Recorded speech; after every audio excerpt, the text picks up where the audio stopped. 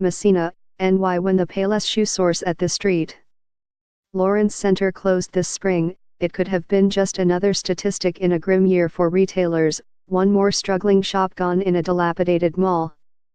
For Erica Leonard, the mall's manager, it was a call to action. Frustrated by a wave of store closings and suggestions from discouraged shoppers that they just burn the place down, Ms. Leonard went on the local radio station to urge listeners to stop the negativity and to start shopping there again. She turned over vacant storefronts to local merchants who sell bourbon maple syrup and wood sculptures carved with chainsaws. Near the mostly empty food court, a local Mohawk tribe member opened a specialty popcorn stand. And in the space that used to house a Sears store, residents of the area created a winter wonderland, an elfin village fashioned from discarded cardboard boxes that once held refrigerators. "We are not going to sit and wallow," said Karen Street Hilaire, who helped open the store selling locally made goods. "We need to figure out a better future. Don't tell me it can't happen." The decline of shopping malls and brick-and-mortar stores is well documented, reflecting the ascension of e-commerce and changes in how Americans shop.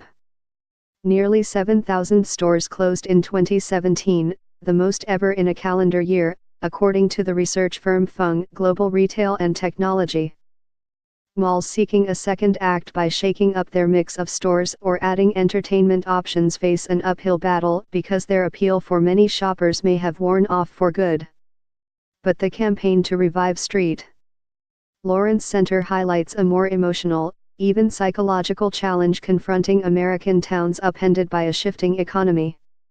In many places, the desolate halls and tired window displays at the local mall are a wrenching reminder of what once was, and may never be again.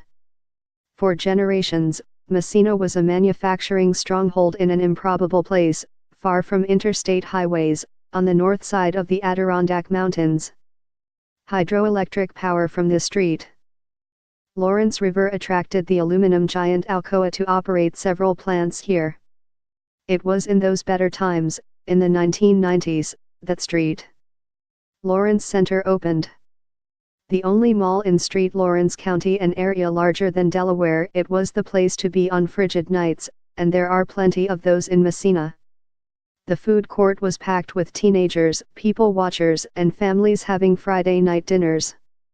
Children rode on a carousel near the entrance. And Canadians came across the border for bargains.